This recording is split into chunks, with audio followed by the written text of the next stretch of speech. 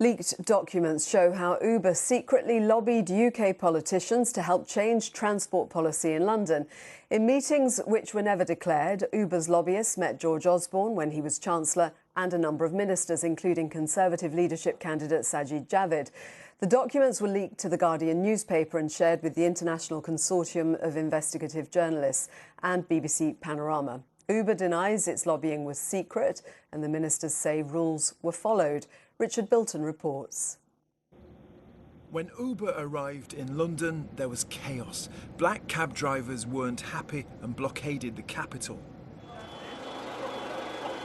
The then London Mayor, Boris Johnson, set up a review that could have limited Uber's expansion in the capital.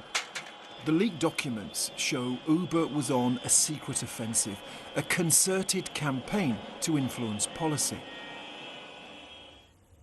George Osborne, the then Chancellor, went to a private dinner in California with Uber's chief exec, Travis Kalanick. An internal Uber email says it's better than a meeting in London because this is a much more private affair with no hanger-on officials or staffers. The meeting was never declared. What should our viewers make of the fact that he chose not to declare that meeting?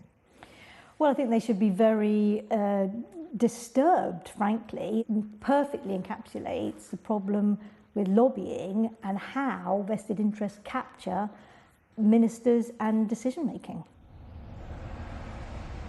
The documents say there were more meetings with ministers, including Sajid Javid, Matt Hancock, Michael Gove and Priti Patel. They weren't declared. Meetings between ministers and companies where business is discussed should be declared.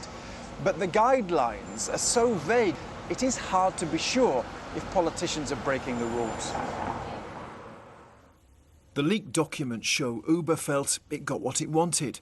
They describe George Osborne as a strong advocate who would take up our cause when needed. And they boast that then Prime Minister David Cameron's senior staff are very with us.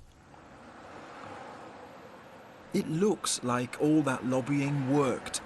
Proposals that would have limited Uber's expansion in London were dropped. It was scandalous what went on, and I still can't believe that it happened in this country. More to the point, nothing's ever been done about it. We just accept that's what's happened. OK, yeah, the Chancellor and the Prime Minister lobbied for one of their mates. Oh, fine, that's all right, move on.